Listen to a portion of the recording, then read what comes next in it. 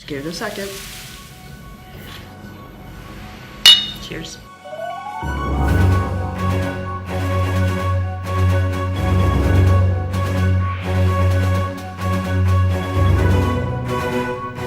Hello, everybody.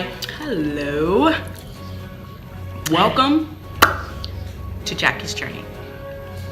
So I was talking about my childhood, and I remember as a teenager becoming aware of the fact that my father's father was black. But that's about the size of my knowing the history of my genealogy to being a mixed race in the New England states, in the southern Maine. There wasn't a lot of extensive background. As I said, we didn't talk about it. It wasn't, we were just who we were, and we were there with everybody trying to live our lives and figure out what we were gonna do when we grew up.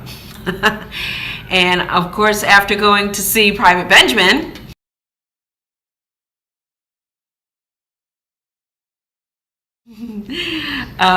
against great opposition from my friends. No, you cannot go in the Army. I went in the Army, and it was really close to, after watching the movie, like within 3 weeks. Within a week, I was talking to a recruiter, and then after talking to the recruiter, it was within 2 weeks, and I was leaving for boot camp.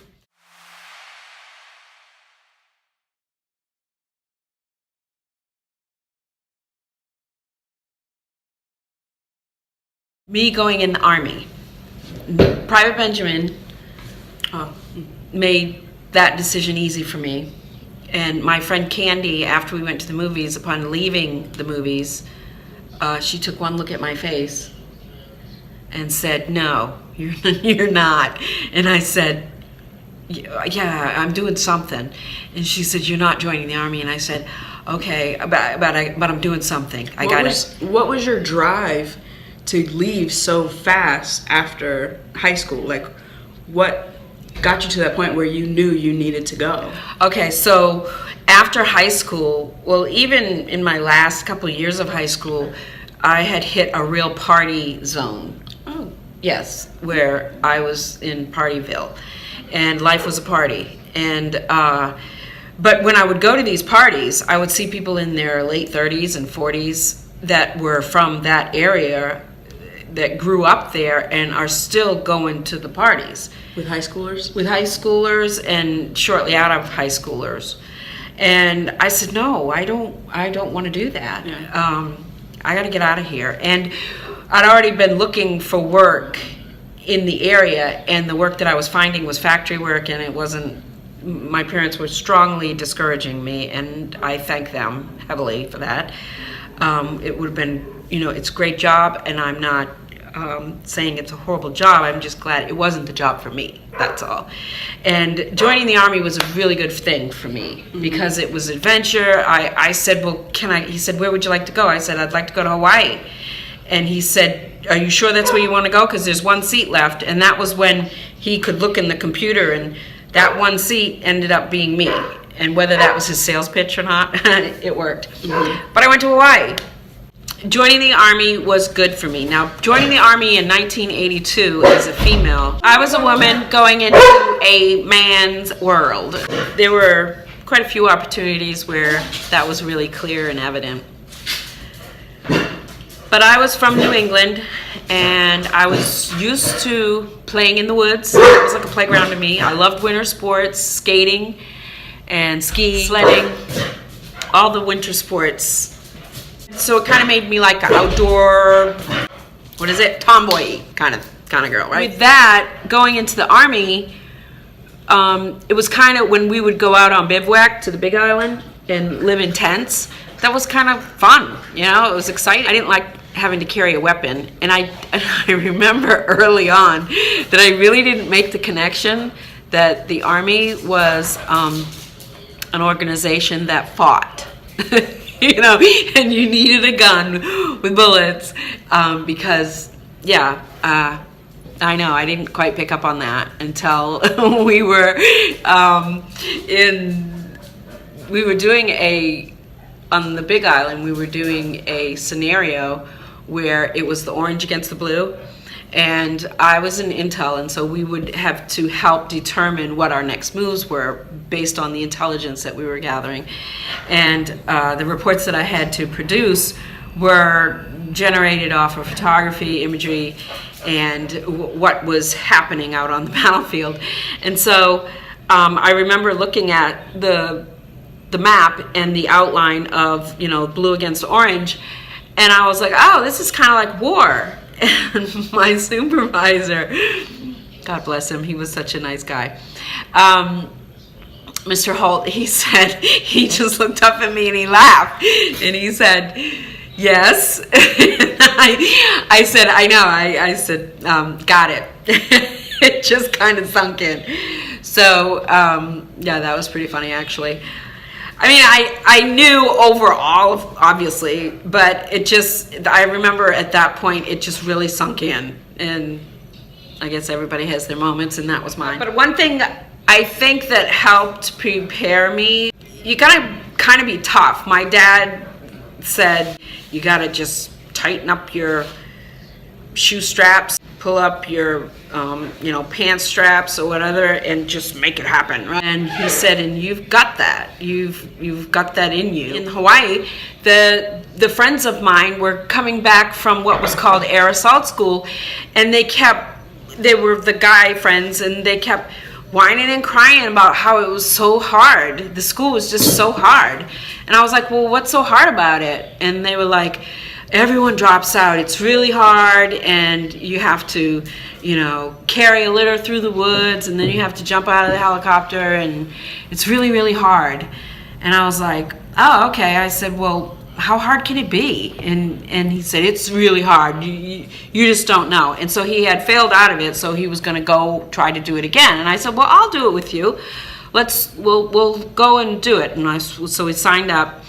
Now, there was, the majority, of course, were men. There were 3 things that you had to do. You had to have pass a medical exam, you had to take a PT test, physical training, that was far and above what it was our normal PT, and then you also had to do a road march, and it had to go up Kolikoli Pass, where the highest point on Oahu, where the Japanese came through, that you had to go up there and down to the far side of the base, all within 3 hours with a full ruck, which is, I don't know, 40 pounds? I can't remember. Anyway, it was the whole, and the weapon.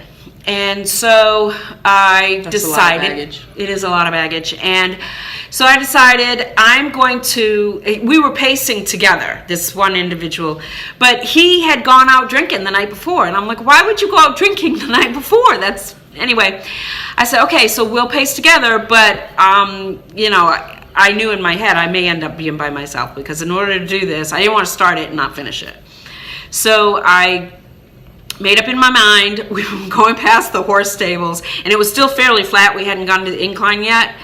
And I so bad wanted to get one of those horses, but I couldn't. So I decided I was going to run in the sun and walk in the shade, and that would be my pace. So I ran in the sun and I'd walk in the shade. That way I got through the heat and I could enjoy the shade. So I did that all the way to the top of Kolikoli, but I knew coming down I was going to have to run, just let my legs go, and just go. And as far as I could, run as far and hard as I could coming down the steepness of the hill to help the hill to propel me, to make up some time. So I did that, and he got left behind shortly after coming off the hill. And I said, I'll just see you down there. And then there was a couple other people. We were pacing for a little while, but I had to keep going or they would go past me. Did he make it? He did not. He didn't make this one either. And so I got near the end where you could see it was going to end where the MPs were. As you get down to the bottom of the incline, it flattens out. So of course you can see far where it's, you know you have to go. And by this time it was like 2 hours and 40 minutes into it, and you're tired, exhausted. So one of the cadre some of the cadre were coming up because they could see we were getting close, and they could see that this is one of the females. We're going along, and they start riding next to me, like, come on, you can do it, you can do it. And they're encouraging me to keep going and run faster, you got to keep going. You're really going to make it if you just run faster. So I made it within 5 minutes to spare, and I ended up being the only female to make the school, and there was about 100 of us. And then it was a 2-week class. When you're standing on top of the tower and you're coming off, you go down face first, and this is your feet hitting the wall, running down the wall, and this is your head and your face down on the ground. So it's the Australian rappel. They're looking up at me, and they said my eyes were like big as saucers, right? And he's like, go, go, go, go, go. And when they bang on your head, your steel pot, you're supposed to do exactly what they say and get out. But I made it. I rappelled down. That was one of the hard things.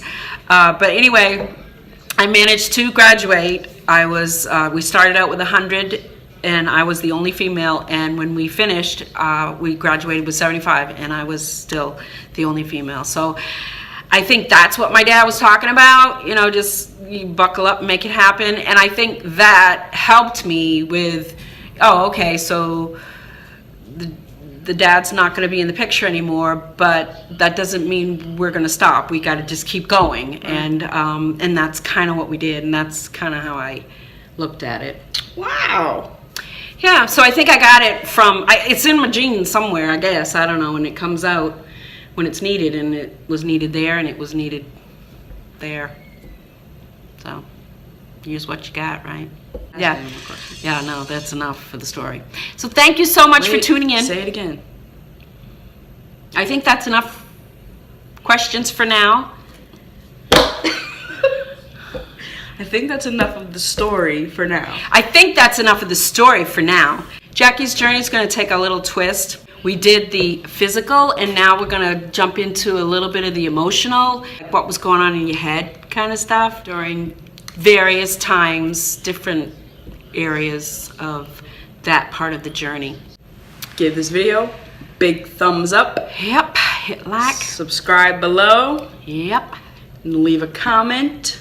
More questions are welcome. If you have a question or you just got something to say. Yep. Exactly.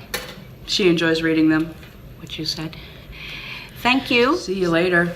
See you next video. That concludes video 14. Yeah, video 14. Thank you. Bye. Bye.